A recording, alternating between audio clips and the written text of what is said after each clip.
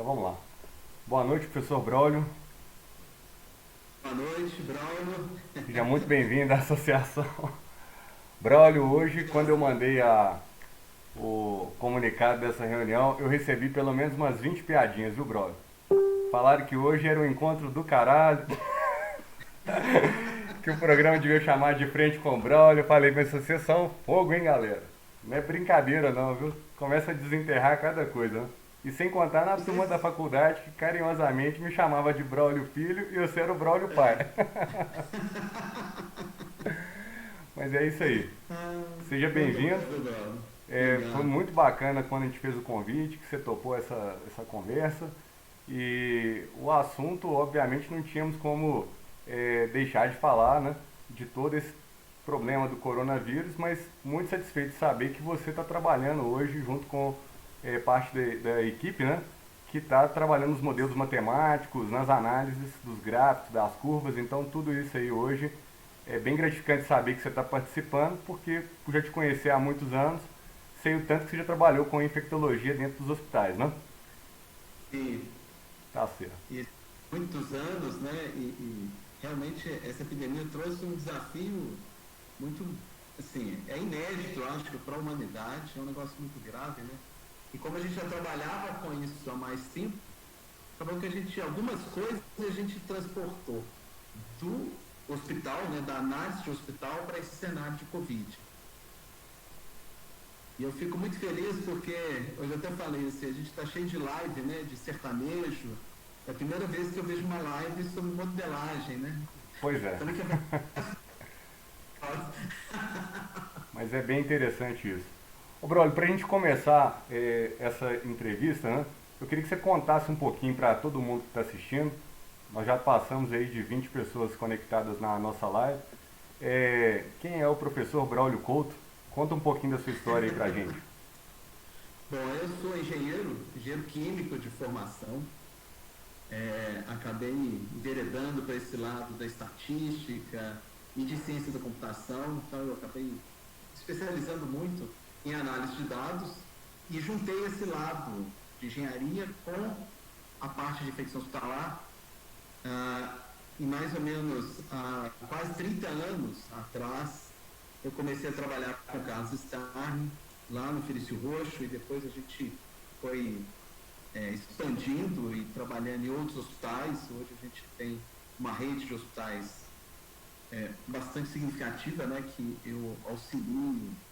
Eu faço parte do serviço de controle de infecções hospitalares de vários hospitais. Eu posso até citar aqui, né, o Biocor, Cruz, Life Center, Baleia. Eu tenho medo de errar. Risoleta, Vila da Serra, Metropolitano, tem alguns hospitais em Sete Lagoas que eu também auxilio, Barbacena. Então é um conjunto de hospitais e eu venho trabalhando com isso tem 30 anos, praticamente o mesmo tempo que eu tenho de ensino superior. Comecei a dar aula de estatística na UFMG em 91 e sou professor do NBH desde 1999, né? Inclusive foi seu professor, né, Bruno? Pois é. Não sei se como que não sei se as pessoas sabem, o Braulio foi um dos melhores alunos do curso de Ciência e Computação do MBH.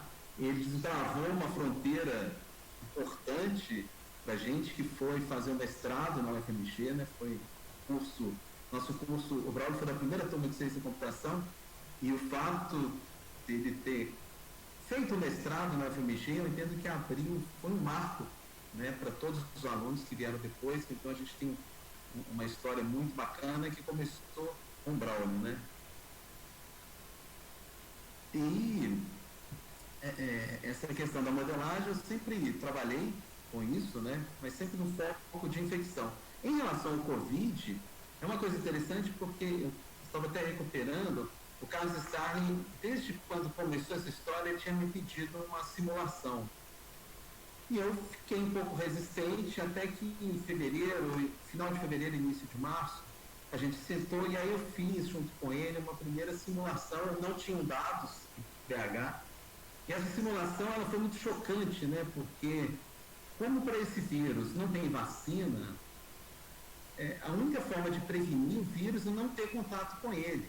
Isso aí não tem um fato, né? Assim, e aí, quando a gente modelou a expansão do vírus numa região igual a região de Belo Horizonte, com 3 milhões, mais ou menos, de habitantes, os números previstos pelo modelo de casos, de óbitos, e foi uma coisa interessante porque o Carlos acabou sendo chamado pelo prefeito, né, pelo Calil, e mostrou para ele esses dados, junto com o Estevam, que é outro médico que a gente trabalha junto em alguns hospitais, o Naí também, que é um infectologista da UFMG, eles formam o comitê junto com o Jackson, que é o secretário municipal de saúde, e mais uma equipe que está no entorno. Eu estou nesse entorno ligado muito ao Carlos Estevam. E foi interessante porque esse dado simulado gerou uma reação do prefeito, onde ele foi extremamente corajoso, porque ele começou o isolamento social precoce aqui em Belo Horizonte, muito mais na frente de que outras capitais. Eu imagino que a pressão sobre ele essa é uma questão clara, né? A pressão econômica sobre essa decisão, mas foi uma decisão importantíssima, porque aquela história de achatar a curva, a gente consegue ver claramente que Belo Horizonte, Minas Gerais, também puxado por essa postura de BH, o governador também teve uma postura bem à frente, né, do Covid, conseguiu achatar a curva. E esse achatamento, então, foi muito em cima desse isolamento precoce. E, de novo, assim, foi muito interessante porque foi o uso da modelagem para que gestores tomassem decisões antes que acontecesse uma exaustão do sistema. Porque se a gente não... Essa questão da Covid, ela é muito complexa, porque o isolamento, ele adia a ocorrência das infecções. E qual que é a consequência disso? A principal consequência é que você, no fim das contas, a população vai tendo contato com o vírus e vai se imunizando, mas lentamente.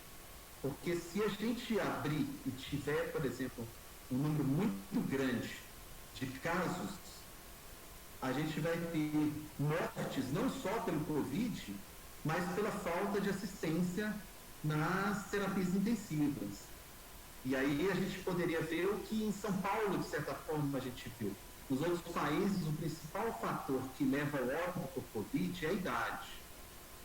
Tanto na China, na Europa, nos Estados Unidos, pessoas com mais de 80 anos têm um risco muito maior de morrer por vírus. Pessoas com até 20 anos praticamente não têm chance de morrer. Mas no Brasil, um fator de risco chocante é o CEP, né? É o local onde a pessoa mora. E isso é uma realidade do nosso país. Uma pessoa em São Paulo que mora no Morumbi, ela tem muito menos chance de morrer de Covid, independente da idade.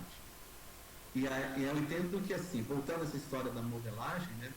Então, no primeiro momento, o modelo foi usado para ser um gatilho, para alertar os gestores para que alguma coisa tinha que ser feita antes que aquele número absurdo de casos que a gente estava prevendo acontecesse. Na medida que foram acontecendo os casos, que a gente teve dados, os modelos foram melhorando. A gente fez o que a gente chama de uma validação desses modelos. E a nossa proposta é um modelo relativamente simples, que já foi usado na época do SARS, né, em 2003, que divide a população em 4 grupos. Então, todos nós, ou a gente é susceptível, a gente pode ter o vírus, ou a gente é pré-infectado, a gente teve contato com o vírus, mas não apresentou a doença ainda, ou a gente é do terceiro grupo, infectado, ou a gente é imune. Sendo que o infectado, uma grande parte é assintomático, uma parte é grave, a outra é crítica, né? Mais ou menos, os dados de Wuhan, na China, apontam que 5% dos pacientes precisam de ventilação mecânica. E esse é o grande problema da exaustão, né, do sistema de saúde. Então, de novo, assim, a questão de empurrar a epidemia, ela é muito importante, porque a gente, de alguma forma, fica mais próximo da vacina. Já existem algumas vacinas sendo testadas na China, na Inglaterra e nos Estados Unidos. A gente fica mais próximo também de se conhecer esse vírus, ele é muito novo, não se sabe exatamente como ele funciona. Os tratamentos, né, aí a gente pode entrar naquela discussão da cloroquina, que gerou uma histeria enorme, né, porque a cloroquina, ela se mostra uma viável, né, para o tratamento, mas ela causa, por exemplo, arritmia, e a pessoa pode ter, em vez de morrer de Covid, morre de parada cardíaca. Então, a primeira parte foi essa modelagem, a gente ajustou os modelos. Teve uma parte do nosso trabalho, junto, principalmente com o Estevão e alguns pneumologistas, e o Jackson, né, que é o secretário municipal de saúde, a gente fez uma simulação, né, que eles perguntaram para mim uma coisa assim: quantos comprimidos de cloroquina seriam necessários para tratar todos os pacientes com Covid com mais de 60 anos? Eu falei assim, não dá para ter uma pergunta mais simples, não, né? Mas a ideia seria usar modelos para prever esse consumo de cloroquina e de azitromicina para Belo Horizonte e para Minas Gerais, para correr atrás de financiamento. Então, eles queriam, pelo menos assim, na hora de chegar na FIENG, como foi apresentado, eles tinham que ter uma noção, assim, quanto que vai custar tratar todas as pessoas. Então, a gente usou a modelagem para fazer esse tipo de previsão, né? E agora, mais recentemente, foi a notícia que saiu ontem, né? Essa questão dos velocímetros. Na verdade, o velocímetro é uma proposta que nasceu na prefeitura, nesse comitê.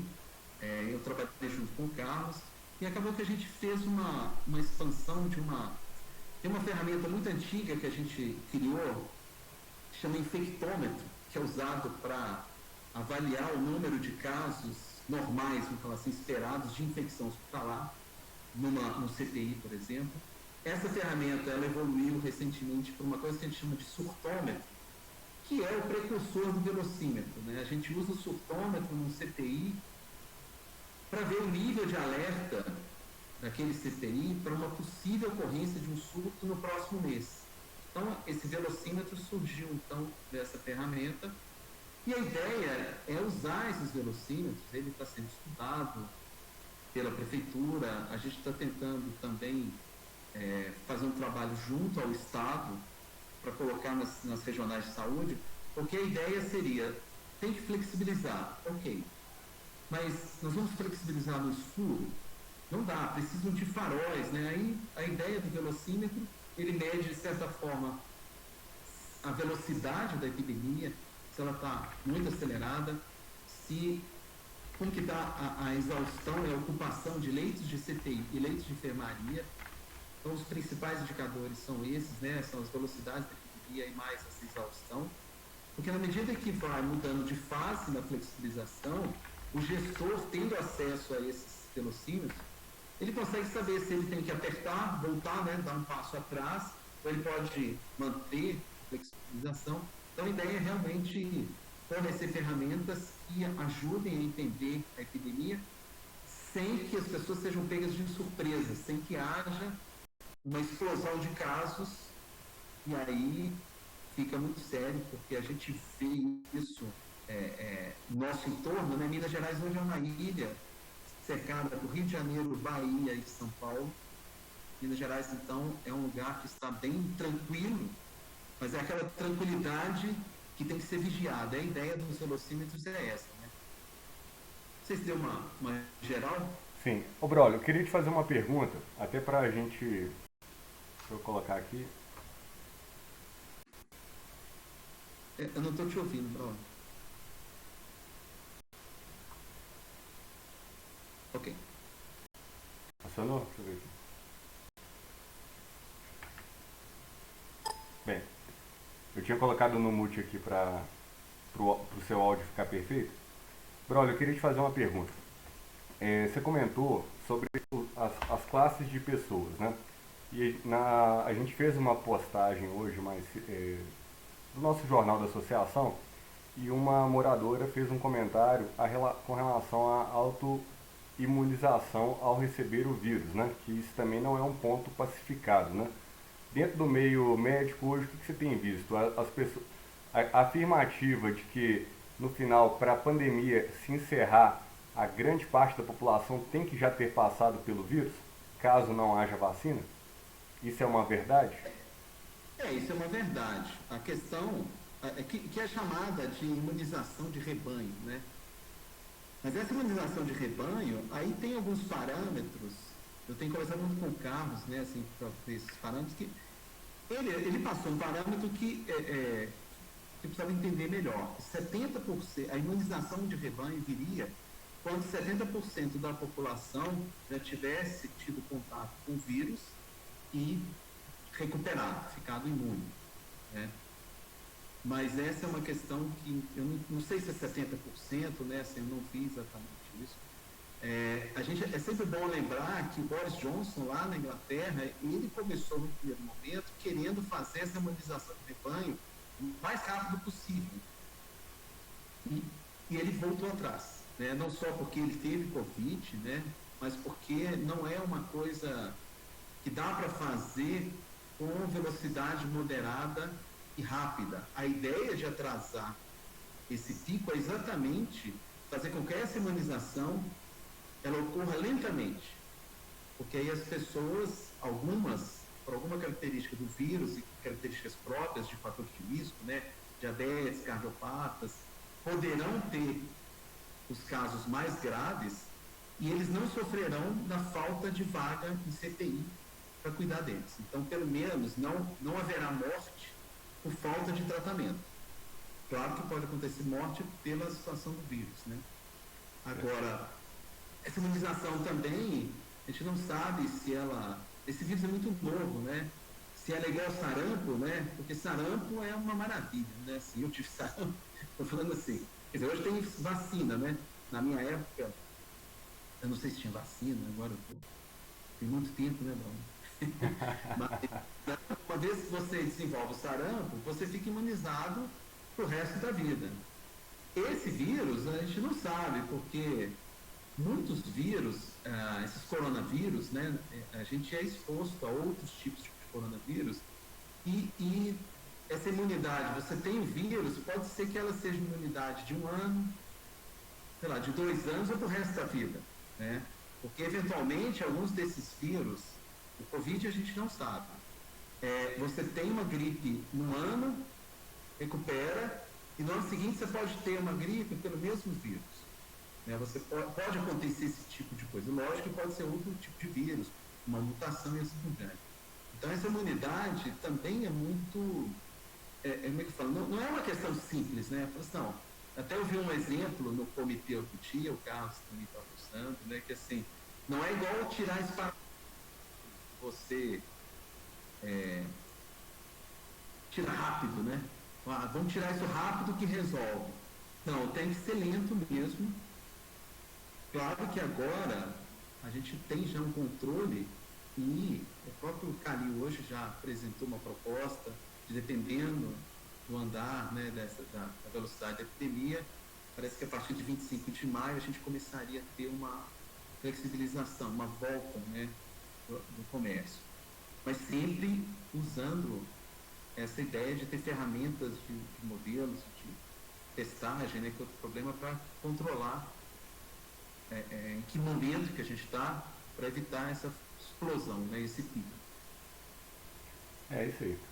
O Braulio, uma questão importante também, até porque a gente falou, né, você como especialista em estatística e matemática, e tem uma questão que sempre fica, que é a questão da bendita curva e quando vai ser o pico, etc e tal, né?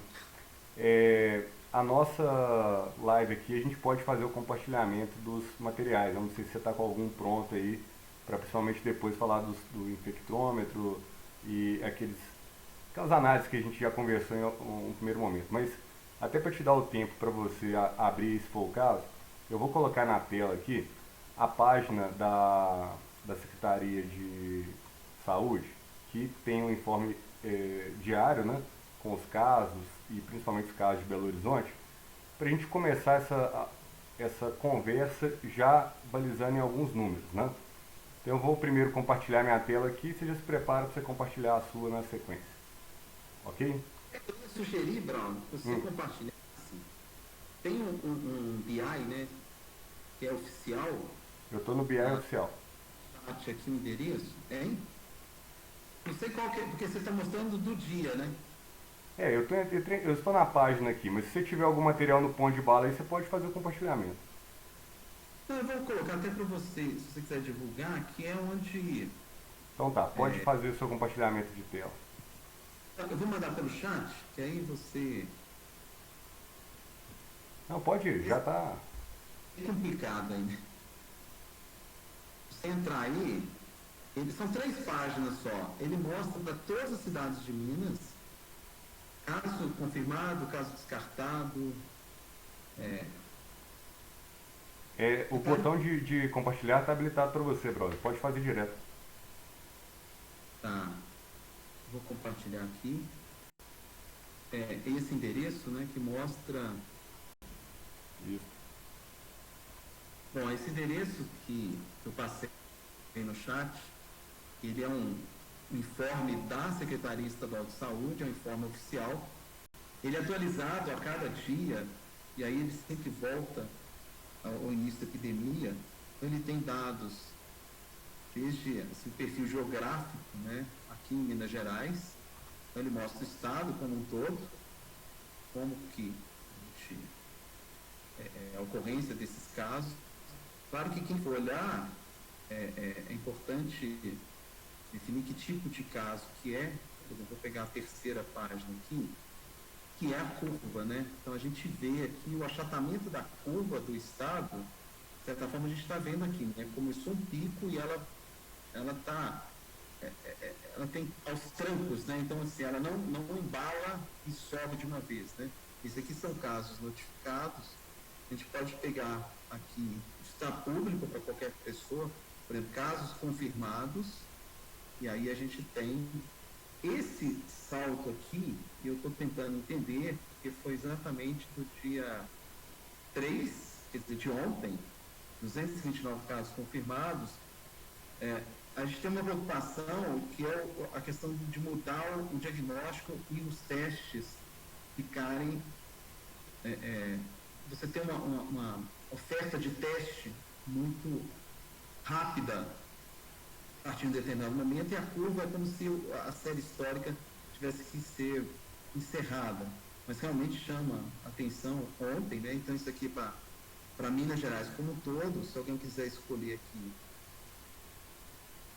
vou escolher minha cidade aqui, vamos ver o sul de Alto Rio Doce, casos confirmados, nenhum. Mas eu posso Não, escolher pode aqui. colocar Belo Horizonte de uma vez. Quem está nos ouvindo aqui, com certeza a grande maioria daqui. Ó, esse aqui são casos confirmados. Esse pico aqui, ele é muito estranho. A gente tem um problema sério com esses dados, que a gente precisava dar uma checada, né? Porque, de repente, teve um pico que precisa entender isso aqui, tá? Porque não aconteceu alguma coisa que sugere que mudou, houve uma mudança na forma de coletar o dado, né? Então, a gente tem aqui casos suspeitos, por exemplo. A gente tem, aí a gente vê esse achatamento, né, dos casos suspeitos, os óbitos confirmados. Então a gente tem aqui Ô, o brother, total de óbitos. os dados que vocês hoje trabalham nesse comitê são esses dados que vêm da Secretaria de Estado ou tem algum banco de dados mais detalhado, um acesso de informação mais detalhada que não é pública? A Não, fonte é é esse essa? dado. Esse dado, basicamente esse dado que é trabalhado, né? Claro que, de novo, essa coisa aqui, esse ponto aqui, ele é muito estranho, né? Deixa eu fazer um palpite, brother, já que vocês estão trabalhando nessa frente, mas hoje eu peguei e fiz o download da base de dados até para fazer uma comparação com um vídeo que eu recebi muito interessante nesse final de semana de um rapaz lá de São Paulo, só que ele foi fazendo várias comparações, mas ele não comparou Minas Gerais, né? Aí bateu aquele sentimento de falta, né? Falei, não, peraí, eu quero me ver no gráfico, né? E ele tinha compartilhado a planilha dele, então eu tentei fazer a enxertar a coluna que faltava, que seria a coluna de Minas Gerais. Quando eu comecei a passar pelo arquivo CSV, eu vi algumas coisas que incomodaram dentro da planilha de Excel, porque ela não batia cravada com o gráfico e talvez um dos problemas seja o quê? A ausência de data no lançamento. Então, existem alguns registros entre os 90 mil registros lá que não tem data e pode ser que esse BI está simplesmente jogando todo mundo, por exemplo, para essa última coluna que gera o pico. Então, assim, aí você pega e gera aquela desconfiança da informação, né? Então, é uma dica aí para na hora que vocês estiverem fazendo o select dos dados, de conferir, porque tem registros com inconsistências, tanto na capital quanto no interior. Tem outro endereço que ele dá uma opção de baixar o BI. Se eu tenho esse endereço aqui,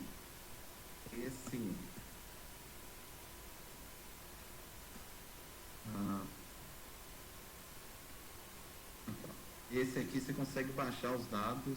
Isso, foi por aí que eu entrei. Uma coisa, hein? Foi esse que você usou? Foi esse que eu usei. Não, então esse aqui, ele realmente é mais... para pegar os dados, ele é melhor, né? Eu acabei usando o outro porque eu estava com uma dificuldade hoje. Deixa eu ver se ele vai dar. Caso confirmado. Tem alguma coisa... Esse aqui é de Minas, né? A gente precisava estudar esses dados. Então, a análise que eu fiz até então... Esse aqui é um formato dos velocímetros, né? Onde a gente tem... do ponto de vista da velocidade da epidemia, a gente tem a velocidade... a gente chama de velocidade média. Até então estava em 1. Então, significa que a epidemia ela deu uma estabilizada em Belo Horizonte. Mas na última semana, ela aumentou para 3. Então, esses dados, Brolio, é o que estão na publicação que você encaminhou para o Estado de Minas? São esses? Eu acabei atualizando. Eu fiz uma atualização aqui, sabe, Brolio? Acabei atualizando, porque aqui lá tinha um dado de isolamento social que eu acabei tirando aqui e substituindo por esse taxa de ocupação de leitos de enfermaria para Covid. Ô, Brolio, para ficar bem didática a explicação, porque tem bastante gente nos acompanhando aqui, explica cada um desses quadros, por favor, porque eles é que foram, inclusive, para o jornal, né? O que seria a velocidade da epidemia, igual a 3.1, né? Velocidade média, 1. Dá uma geral didática aí para o pessoal que está nos acompanhando, por favor. Bom, essa velocidade, vamos pegar a velocidade média, a gente faz são duas modelagens que a gente trabalha. Essa modelagem, onde está a velocidade média, a gente divide a epidemia em 2 fases e nós encontramos os parâmetros do modelo de propagação da doença, do Covid, aonde os dados previstos pelo modelo têm o menor erro possível em relação aos dados realmente coletados de casos confirmados. Então, essa velocidade da epidemia aqui, velocidade média, essa faz parte dessa análise de cenário, onde a gente divide a epidemia em 2 fases. Aqui tem uma terceira fase que ela não existe oficialmente, porque como a gente tem pouco tempo, a gente considerou 2 fases, e para cada fase a gente calcula esse R0. O que a gente chama de velocidade é o R0. O R0 é quantos novos casos estão surgindo a partir de um novo caso de Covid. Então, para ter uma ideia, sarampo é uma doença com uma transmissibilidade muito alta. Sarampo transmite por aerosol. Então, você tem uma transmissão aérea, que a princípio não tem normalmente numa situação usual. Covid só tem essa transferência do vírus por gotícula. Então, é através da saliva ou em objetos, né, que seria indireto, mas o mais forte realmente é uma pessoa falando ou tossindo e a gotícula vai, com isso tem no máximo 2 metros de capacidade de uma pessoa com Covid transmitir para outra. Daí que essa distância de pelo menos 2 metros entre as pessoas e o uso da máscara a máscara protege um outro de você, né? A máscara não te protege, efetivamente. A máscara, ela nos protege na medida que todas as pessoas estiverem usando máscara, aí a gente está protegido. Mas eu faço uma relação assim, que é diferente de camisinha, né? A máscara, ela protege o outro. E na medida que você fala usando a máscara, você não transmite. Então, no caso de sarampo, esse R0 ele é de 13 a 20. Isso quer dizer o seguinte: numa sala de aula com crianças não vacinadas, uma criança com sarampo, ela assim, contamina de 13 a 20 novas crianças com sarampo. Então, é uma transmissão muito grande. O Covid, aí depende das condições, a velocidade da epidemia é exatamente essa R0. Então, quando o R0 é maior do que 1, quanto maior que 1, mais descontrolado está a epidemia. Então, a gente fez uma modelagem, a gente minimiza aqui uma função onde a gente compara, então, para cada dia o valor estimado pelo modelo e o valor real, e a gente minimiza e faz esses parâmetros. É um programa de otimização que você conhece bem, né? O seu mestrado foi.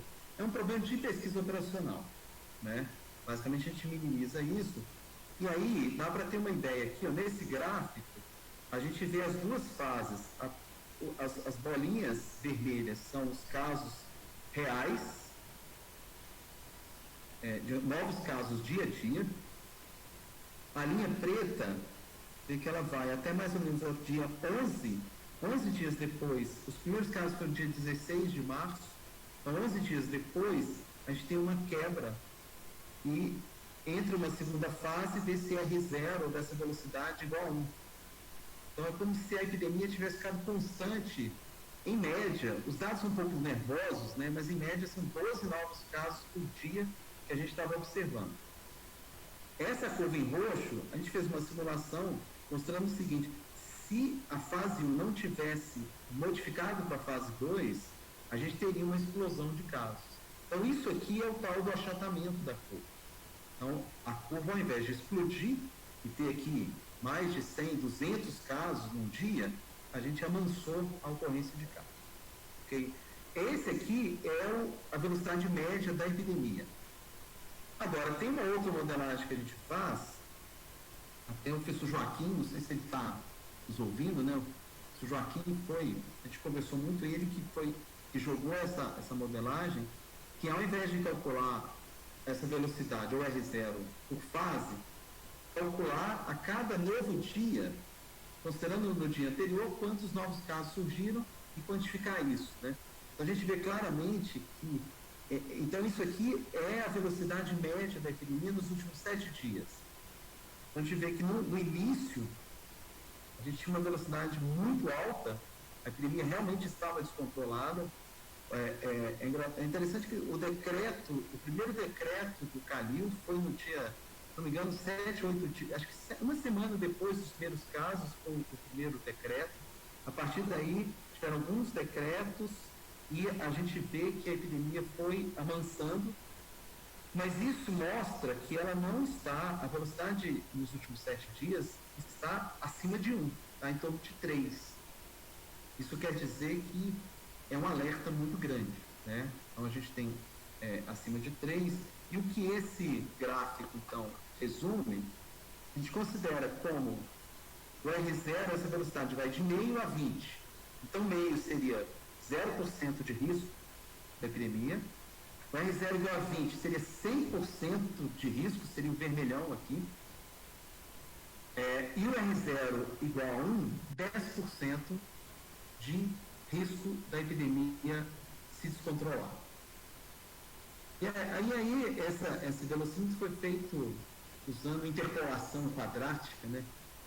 Que é uma técnica de análise numérica para gerar os parâmetros, então, entre 0 e 100%. Então, a gente vê que a velocidade média está ok, mas a velocidade das últimas semanas, né, da última semana, mostra que alguma coisa pode estar acontecendo. Porque na última semana, cada caso de Covid está gerando novos 3 casos.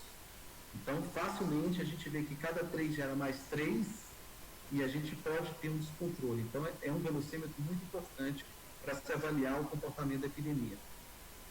Esses outros aqui embaixo, a ideia é ver a exaustão do sistema de saúde, né?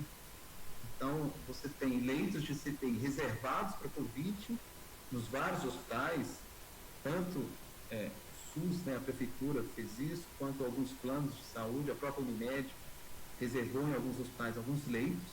mesmo eles estando vazios, eles estão reservados para Covid. Então tem um número de leitos de CTI reservados para Covid e o número de enfermarias também reservados para Covid. E aqui a gente vê como que está a ocupação. Então, a ideia é usar esse sistema para avaliar as mudanças da epidemia, tanto do ponto de vista de velocidade, quanto do ponto de vista de exaustão do sistema público, semana a semana, para ver se a gente tem que voltar uma casa atrás ou mantém, ou pode abrir mais à frente, né?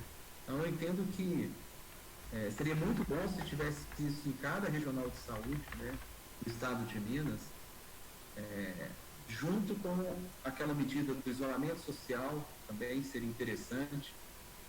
Mas aí a gente, ao invés de ser isolamento social, é uma falha do isolamento, já lembrando essa ideia de que quanto maior, pior, né? Falha do isolamento. A questão, por exemplo, da imunidade de rebanho, na medida que os testes forem sendo liberados e a população começar a ser testada, aí a gente vai ter parâmetros também para quantificar essa imunidade. Hoje não se sabe, porque praticamente só classe A e B que fez algum teste, né, no Partini, nos laboratórios, tem disponível. Araújo também parece que já tem teste, mas são muito caros, né? São testes que são bem restritos e a gente então não dá para ser uma amostra confiável do que está acontecendo da imunidade. Mas também é um parâmetro muito interessante de ver em que pé que está a imunidade de rebanho.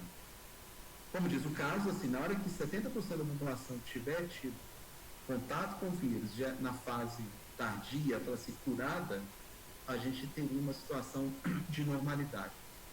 Entendi. Braulio, uma pergunta. As pessoas estão manifestando aqui na rede social. Dá uma pausa no seu compartilhamento rapidinho. Tá.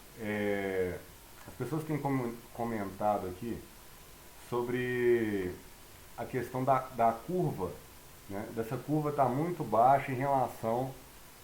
Não é que ela simplesmente está baixa, a gente já entendeu que existe um encaminhamento, né, digamos, estabilizado, né?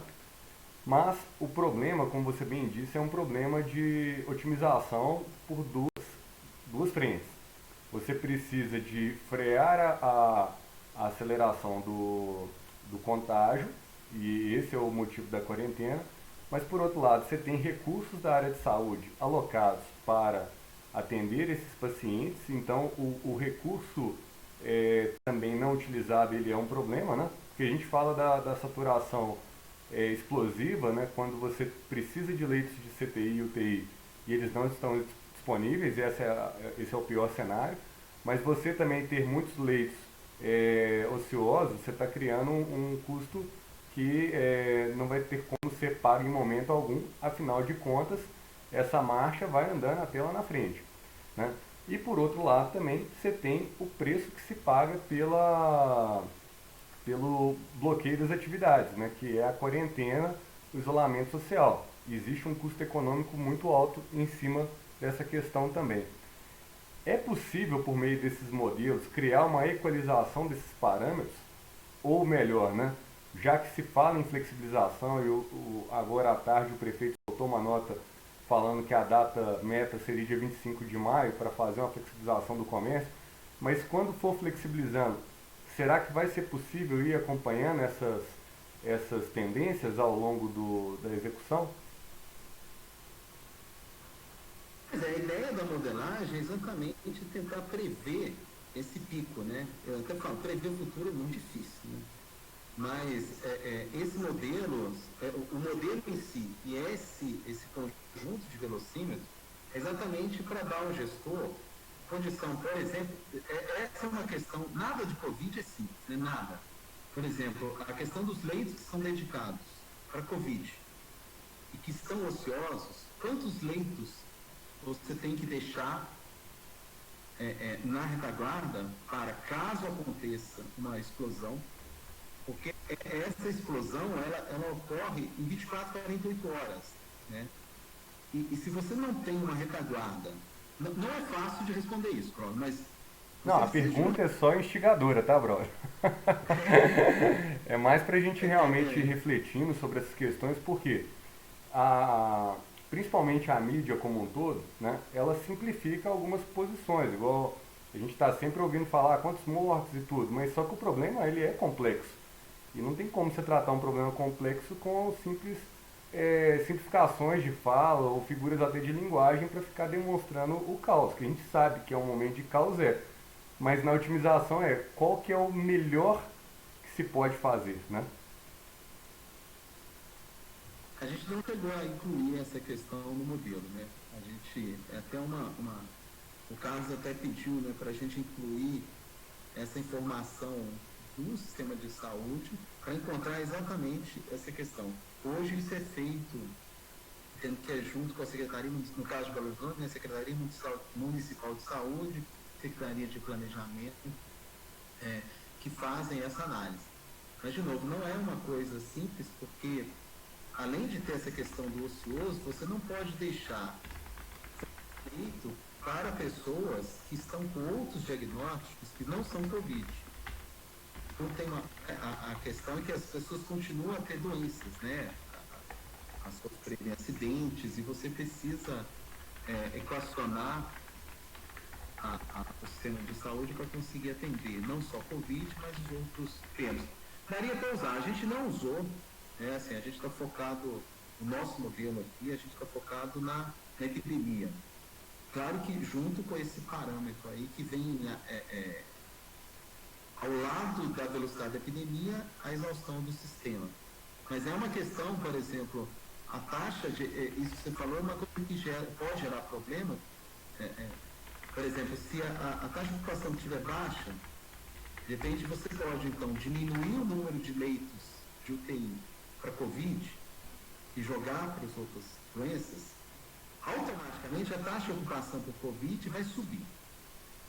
E esse detalhe é que precisa ser também bem explicado, né? Porque às vezes as pessoas podem chegar e falar assim, olha, estava 30% de ocupação de leito de UTI para Covid.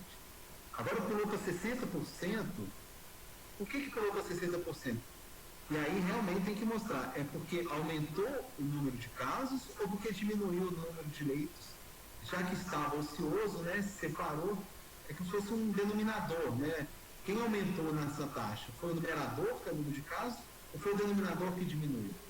Isso Até também porque, né, Braulio, obviamente o sistema de saúde brasileiro nunca foi essas mil maravilhas, né? A gente nunca ouviu falar que tinha UTI disponível à toa, né? Sempre quando a gente escuta falar, sem precisar do sistema, não estou falando na hora que você vai lá no hospital não, mas o que a gente ouve falar é que sempre o sistema foi um sistema congestionado, o sistema quando demandado ele tinha o gargalo, né? E agora a gente vê, por exemplo, essa ação de se criar leitos lá no Expo Minas, né? Por exemplo, e que ainda não foram utilizados. Lá eu entendo que seja 100% focado ao Covid, mas se não estiver usando para o Covid e tiver uma pessoa morrendo, eu acredito que eles devam alocar o leito para uma finalidade, né, que é a finalidade do médico de salvar vidas. Né? Na verdade, isso é uma questão que faz parte das discussões dia a dia, né? Eu não estou dentro dessa discussão, mas eu participei de algumas em que essa é uma preocupação, né? Você garantir um balanceamento entre possível explosão de casos de Covid com falta de leitos e evitando que as pessoas tenham falta de leito por causa de outras doenças, né? Então isso está sendo equacionado. Né? Agora, o sistema é interessante, assim, eu entendo que o sistema de saúde brasileiro, o problema é que a gente é um país pobre, né? Assim, mas o SUS é uma coisa impressionante do ponto de vista de oferta de saúde, do ponto de vista teórico, vamos falar assim. É impressionante como que ele é uma retaguarda para exatamente quando a gente tem mais dificuldades, né? Sei lá, doenças gravíssimas, com câncer, insuficiência renal, né? Você tem esse respaldo, né? Só para fazer um paralelo, por exemplo, os Estados Unidos não têm um sistema como esse. Nos Estados Unidos estão passando por uma dificuldade que o trabalhador nos Estados Unidos ele custa aí para o serviço de saúde, porque como ele não tem o SUS lá, ele vai ter que arcar com esse tratamento. Então ele adia ao máximo a ida a um serviço de saúde. E os Estados Unidos estão vivendo exatamente esse dilema, que na hora que ele vai, ele já está muito grave. Né? Então, o trabalhador, inclusive, ele não se afasta do trabalho à toa, porque se ele afastar do trabalho, ele não vai ter nenhum respaldo. Né? Aqui a gente tem esse respaldo. Nada é simples, né? Mas eu entendo que o SUS é uma coisa que garante, com todas as limitações, ele é um diferencial que garante ao brasileiro uma segurança mínima. Né? E ele hoje, desde a Constituição de 88, ele é universal. Inclusive, Braulio, essa questão da segurança, até passando que algumas pessoas estão comentando aqui, a questão de a gente estar levando o problema para dentro do inverno, né? Para uma época do ano fria, que já é um momento que, principalmente quem já tem alguns problemas respiratórios, né? Fica muito mais sensível a ter outros e esse volume naturalmente vai aumentar. Então, essa questão de alongar muito esse contágio, né, ele também nos leva para outras áreas outros períodos do ano, né, que não são tão favoráveis assim, né? Como que essa questão ela entra para dentro do modelo em algum momento, do modelo matemático ou não? Porque ela ou vai influenciar leitos ou vai influenciar talvez até um próprio desenho dessa curva, né? Não só na curva, né, esse retorno, né, hoje eu e o professor Joaquim, não sei se ele está me ouvindo, né, Eu chamei o Joaquim aqui no chat, mas ele ainda não respondeu não. A gente até teve uma conversa exatamente sobre essa questão de ter um plano de retorno. A gente estava conversando sobre escolas. Como fazer esse retorno às aulas, por exemplo, em agosto, que tenha uma segurança mínima para professores e alunos. Até assim, esse final de semana, eu fiz uma coisa, até foi informal, mas eu fiz um trabalho, estou dificuldade de falar porque é meio sigiloso, né? Mas tem a ver com o retorno do futebol. O retorno do futebol. E aí eu fiz uma análise e a gente estava conversando que jogador de futebol, realmente, para você voltar, você tem que ter um esquema muito, muito, muito rígido aí, porque eles têm contato físico. Como que isso vai acontecer? Né? E a gente estava conversando, o Joaquim e eu, assim, nas escolas, como que a gente poderia fazer um plano de retorno e garantir segurança. E assim, no caso de jogador, eu fiz uma modelagem como se fosse uma inspeção de qualidade, onde você tem peças com defeito, né, que seriam as pessoas com vírus assintomáticas, que a gente precisaria identificar e isolar desse convívio. Né? Como fazer um planejamento, tem que ser por amostragem, porque é muito caro. Dá para fazer isso também? Dá para fazer teste de todos os alunos para ele entrar na sala de aula, por exemplo? Você testar esses alunos e verificar a imunidade, quanto custa isso? Né? Testar professores por amostragem. Eu até antes dessa nossa live aqui, a gente estava em uma outra modelagem, que amanhã eu vou tentar trabalhar com isso na Secretaria Estadual de Saúde, que é você identificar, sem fazer o teste, com base nos sintomas, qual que é a chance de uma pessoa ter Covid confirmado. Então, para isso... Até porque ela pode já estar praticando quarentena, né? E, se não me engano, são 14 dias para a doença se manifestar, não é isso? 14 dias para ela... Como é que é? Deixa eu ler aqui onde anotei. Acho que o ciclo... Não, depois que ela já está apresentando sintomas e já está transmitindo, né? São 14 dias de recuperação, não é isso? Eu falei bobagem. Na verdade pode ser mais tempo, mas 14 dias... A questão é em quanto tempo que ela fica, na verdade, com o vírus, transmitindo sem saber que está transmitindo. Sem apresentar nenhum tipo de indício. Então, esse aí é o caso mais difícil, porque teve que testar. O que a gente estava tentando fazer é o seguinte, vou até compartilhar a tela, porque eu estava mexendo com isso agora mais cedo. Esse aqui é um artigo, foi publicado agora no dia 12 de abril. O que esse pessoal fez? Eles analisaram 1.000 e poucos casos, caso a caso, Covid confirmado, fez o teste, comparou com Covid descartado. E foi uma coisa muito interessante porque, no caso aqui, as variáveis, em termos de sintoma, que levam ao Covid é perda de paladar ou perda de olfato, náusea, essas duas coisas. Por exemplo, perda de olfato e náusea. E a dor de garganta, ela tira o Covid, ela diminui a chance de ser um caso de Covid. A ideia seria, por exemplo, junto com os testes, fazer um modelo como esse, para que, vamos supor, o aluno vai para a aula, o professor vai para a aula, ele preenche um questionário de sinais e sintomas. A gente dá um score, e aí você fala assim, olha, a chance, por exemplo, mesmo que ele tenha sintomas, é o seguinte, uma pessoa que não tem perda de olfato nem náusea, mas está com dor de garganta, a chance de ser Covid é só 1%. Ele não tem, é mínimo, né? Agora, se o sujeito, o paciente está, o indivíduo está, não fez o teste, mas está com perda de olfato, está com náusea e não tem dor de garganta, quase 70% de chance, lógico que junto com o sintoma de falta de ar, né, dele ser um Covid positivo. Então, juntar esses modelos para tentar diminuir o custo com o teste, porque os testes são caros, né? Você não consegue. O único país que fez testes em massa no mundo, fez o maior número de testes, foi a Coreia do Sul. A Coreia do Sul aplicou um número impressionantemente grande de testes e aí deu certo. Inclusive, ela conseguiu reverter essa epidemia e ter um controle com 40 dias. Foi o único país que fez isso, né? Então, a história da modelagem ela serve também para fazer esse plano de retorno, né? Para jogo de futebol, escolas, né? Escolas, né? O retorno de escolas é um negócio complicado. Como é que vai ser em agosto?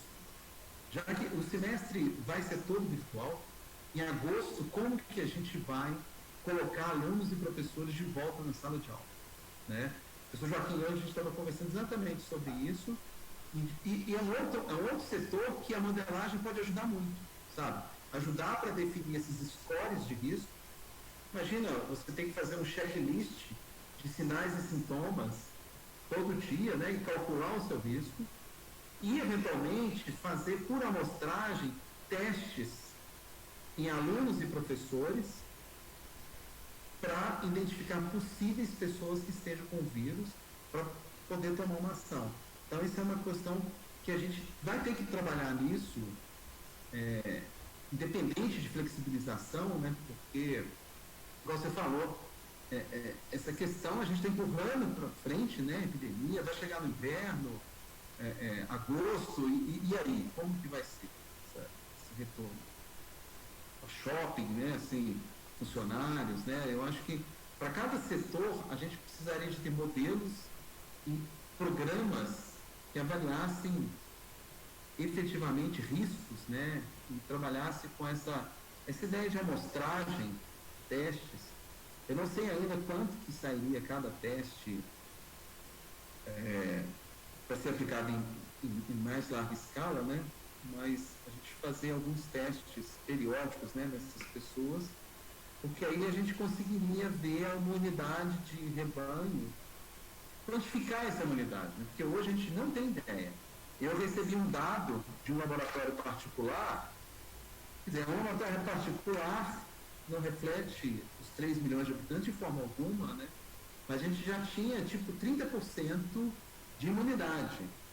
Mas é meio viciado, ou meio muito viciado, né? Porque quem fez esse teste provavelmente é porque já estava com sinais e sintomas, então você tem uma tendência de ter mais casos e eles já tiveram contato, né? Mas a gente precisa de um programa, entendo que a prefeitura deve fazer um programa para a população, mas as escolas também têm que pensar nisso, né? Assim, como, inclusive, quantificar, né? E aí, quanto custa ter esse controle Porque essa epidemia, enquanto não tiver vacina, a gente. São duas coisas, né? Tem que ter vacina. Depois, essa imunidade também tem que entender se essa imunidade, como que ela é. Ela vai durar 1 ano, 2 anos, a vida toda. E aí, imagina, né, assim, se ela durar só 1 ano, significa que ano que vem as pessoas que tiveram Covid podem ter de novo.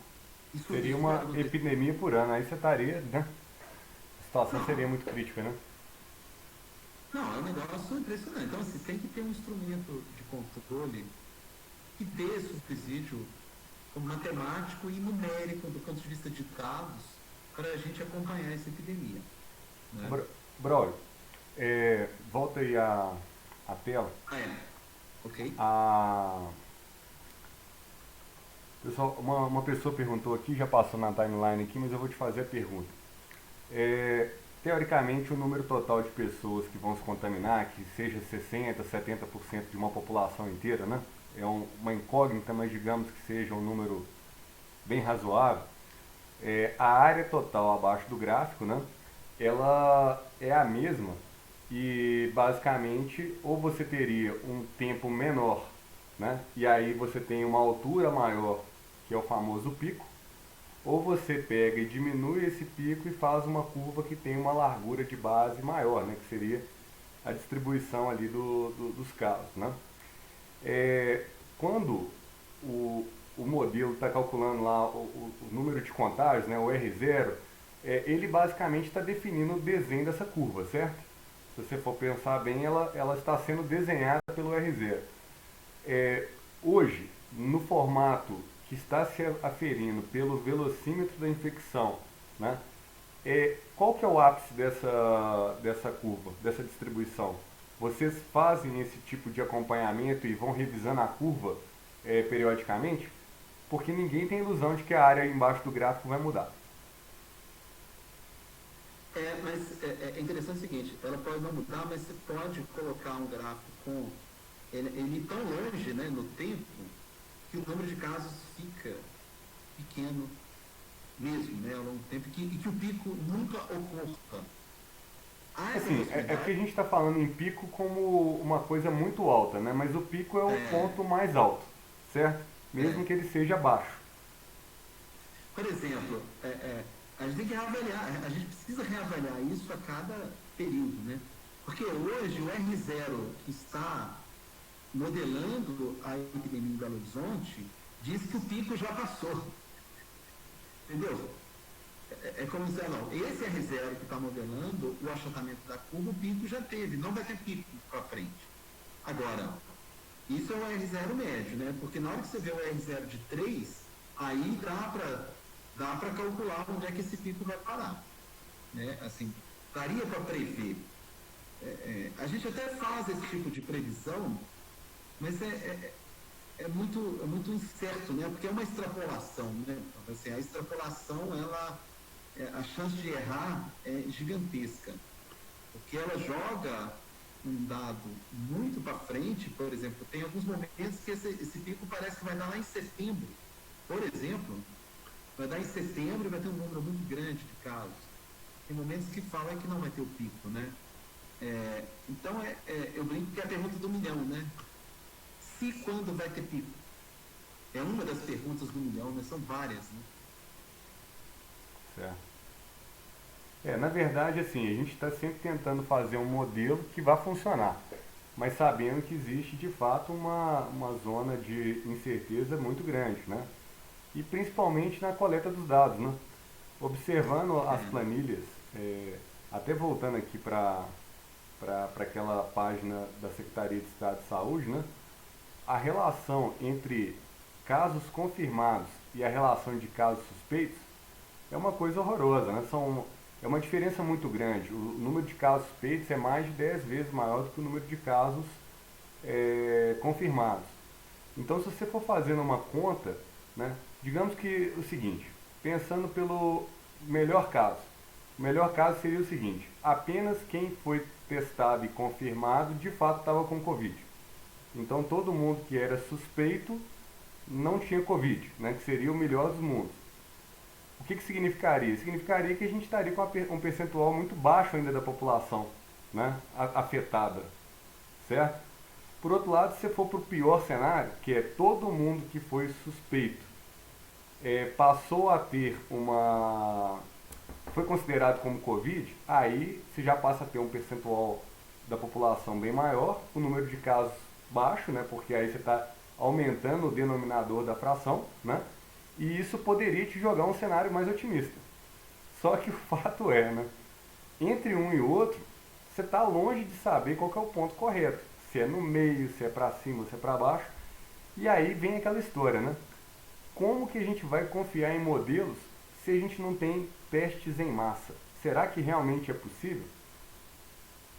Pois é, na verdade, uma coisa que eu tenho falado muito é que a gente, e o modelo ele se baseia muito, ele olha não o número absoluto de casos, a gente olha muito mais o padrão de casos. Inclusive, claramente, não dá para comparar o número de casos do Brasil com a Itália, porque são populações completamente diferentes, né? Brasil e Estados Unidos. O número absoluto de casos não é um parâmetro para a gente comparar. O que o modelo acaba avaliando é o padrão, vamos falar assim, de inclinação da curva e da velocidade. E eu faço um paralelo, inclusive, com infecção hospitalar, né? A gente vive um problema em infecção hospitalar, que é quantos casos de pacientes realmente têm infecção hospitalar.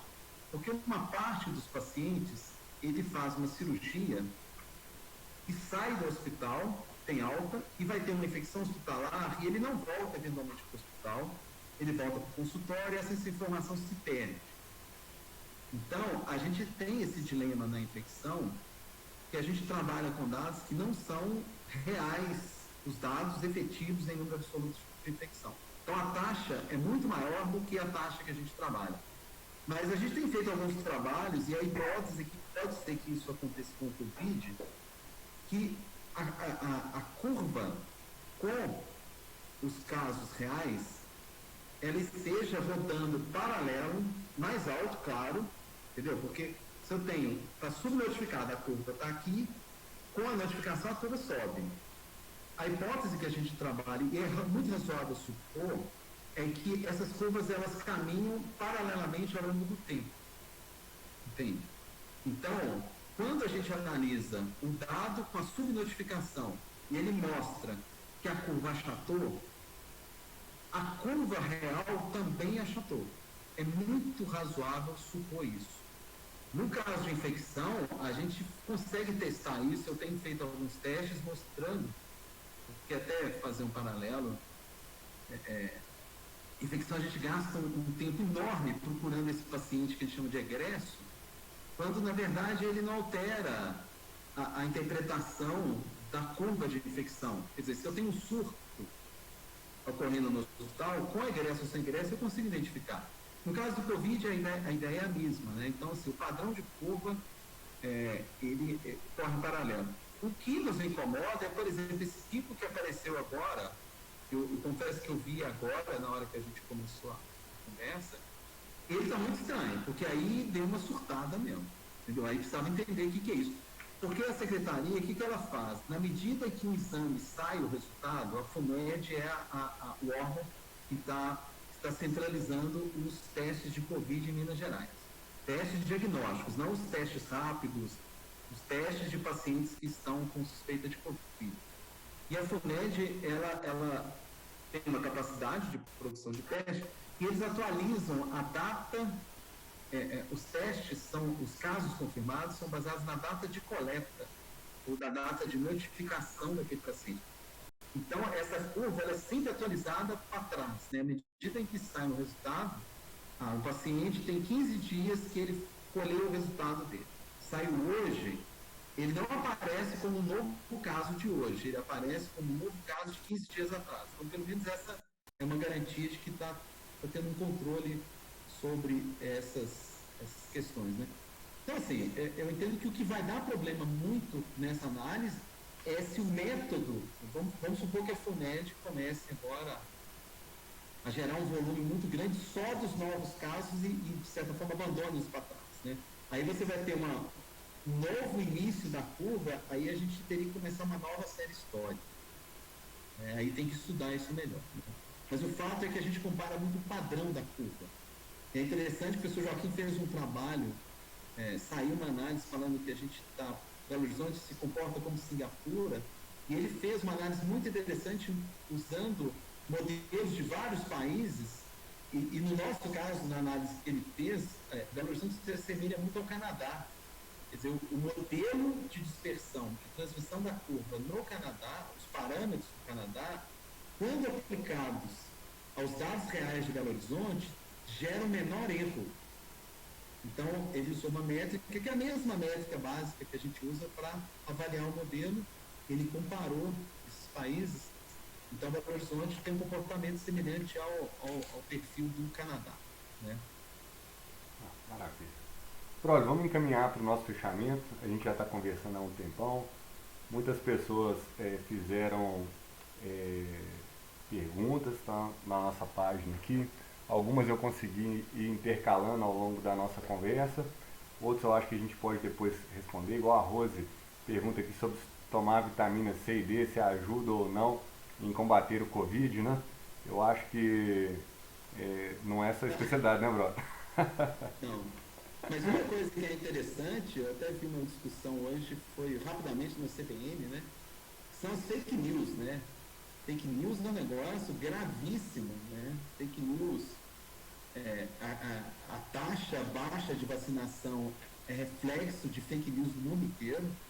E essa questão por exemplo, água sanitária, beber água sanitária, quer dizer, as pessoas podem morrer por causa de uma fake news. É uma briga imensa que eu tenho com a minha família, porque fake news não é uma bobagem, sabe? Eu estou mandando uma coisa aqui inocente. Não é, ela tem consequências gravíssimas, né? As pessoas tinham que pensar muito bem, antes de repassar uma informação, o quanto que ela é verdadeira. Procurar algum sistema de checagem, porque a fake news mata. A fake news, ela é uma coisa que tornou uma epidemia, né? A gente tem a epidemia do Covid, e junto com a epidemia do Covid, a gente tem uma epidemia na nossa sociedade de fake news. Né? Então, essas questões todas, e é muito complicado, né? Você vê assim, o próprio Trump, outro dia, ele falou uma coisa muito louca, né? Ele disse que já que álcool gel, né, o álcool, ele mata o vírus, por que não injeta álcool gel nas pessoas? Então, você vê coisas que saem dos nossos gestores, né, dos líderes, né? E é muito complicado. Então, assim, não sei qual que é o impacto da vitamina C. Eu acredito que não tem nenhum impacto, né? Porque não tem um modo de prevenir contra o vírus. Não tem. É só vacina ou isolamento social. Entendeu? Não tem. O que tem depois disso não é prevenção, é tratamento. Aí é o seguinte, quais drogas e medicamentos existem para tratar o Covid? Mas para prevenir, como se fosse uma vacina, não tem nada, absolutamente nada que não seja não ter contato com o vírus. E aí você faz isolamento social, usa máscaras, né?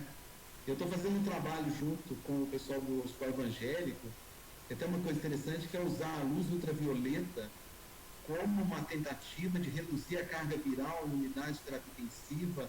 É uma coisa também que pode ser, a gente fala que é um adjuvante, né, para diminuir essa questão, principalmente de transmissão cruzada entre pacientes em terapia intensiva, já que os hospitais são um ponto muito crítico, né, de possível transmissão entre pacientes, entre profissionais de saúde, né?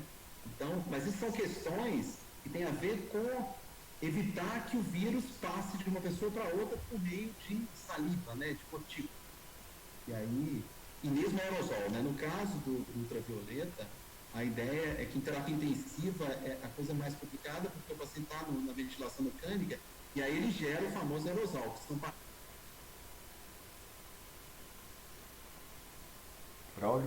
de saúde, né? É diferente da rua, né? Que é só a saliva, no fim das contas é cuspe, né? Que está transmitindo, mas num CTI você pode ter aerosol. Tem gente que acha que esse vírus ele tem uma transmissibilidade tão grande que pode ser que ele tenha a forma de aerosol também, porque é impressionante como que é fácil uma pessoa no ambiente com alguém com o Covid, dela pegar o Covid. Então, existem pesquisas, como eu disse, assim, tudo isso é muito novo, né? O vírus, a forma de transmissão, de tratamento, todas as questões são muito novas. Então, pode ser que daqui a um ano alguém descubra que, olha, o Covid ele transmitia igual o sarampo, né? Pode ser. Então, assim, a gente precisa ter um cuidado muito grande e a única prevenção efetiva é não ter contato com o vírus. Como? Se for possível, fique em casa. Né? Eu sei que é difícil para todo mundo, é muito difícil. O custo econômico disso é violento, né? Enorme. Mas a gente precisa, enquanto isso, a gente dá tempo para estudar formas de flexibilização, forma de retorno às aulas, né? A gente consegue fazer coisas com mais controle, né? E aí, efetivamente, a gente vai conseguir sucesso em não ter as mortes que a gente tem visto em outros lugares. Né? É isso aí, Bruno. Brolio, te agradeço muito por essa conversa, te agradeço também por trazer o assunto realmente no nível técnico, no nível de embasamento, né? Essa questão da sociedade discutir como fazer é fundamental, existem pontos de vista diferentes, né? A questão do custo que se paga pelo isolamento social é um custo alto, então a gente tem que saber também se o capital ou se o benefício que está se criando com o isolamento, se a gente consegue dosar isso para fazer de fato uma função multiobjetivo, né, que seria você ter o objetivo de controle epidêmico, mas ao mesmo tempo você também ter o objetivo de trabalhar na menor velocidade possível em termos econômicos, mas não que fosse zero, por exemplo, né? Então essa discussão é importantíssima, porque o sistema é complexo, o problema é extremamente complexo e ninguém nunca tinha lidado com ele. Então é novidade para a gente aqui em BH, é novidade para o país como um todo e para os demais países também, né? A gente sabe que a gente vai sair lá na frente, é um momento de muita ansiedade de todo mundo, né? E nada como uma boa conversa, uma conversa tranquila e franca, igual a gente teve aqui hoje. Eu aproveito para te agradecer mais uma vez como meu professor. Sei que hoje, né, atuamos juntos, mas lá atrás, quando eu estava no início da minha formação no curso de Ciência da Computação, você foi meu professor de cálculo numérico. Nós tivemos juntos também quando você se tornou coordenador do curso, lá no final do curso. Para mim isso foi muito gratificante. E sem contar, né, Braulio, que eu vou relembrar esse caso aqui, né? Pessoal, o Braulio foi o nosso supervisor da equipe de robótica campeã em 2002, do UNBH, né, Braulio? A gente... O trem doido. O trem doido, né, Braulio? Pois é, né? Era o trem doido. Então, assim, foram excelentes momentos, eu gosto muito de relembrar disso. Hoje, quando eu fiz a postagem nas redes sociais, muitos amigos, o pessoal da faculdade relembrou e eu fiquei bastante feliz porque realmente é uma história, né? E é muito bacana de perceber que uma pessoa como você que já estuda essa área há muitos anos, agora sendo chamado para compor tecnicamente uma equipe que está dando orientação aí para que as autoridades tomem decisões. Então, eu te agradeço mais uma vez, o bairro Buritis te agradece aí também como morador e eu espero em breve também poder te ver pessoalmente os corredores da... Tá bom. Muito obrigado, Bruno. Foi muito bom. Obrigado. Tomara que eu tenha ajudado. Viu? Obrigado demais. Um abraço, Braulio, e obrigado a todo mundo aí que nos acompanhou ao longo desse bate-papo aí super bacana com o professor Braulio Couto. Boa noite, gente. Até mais. Boa noite.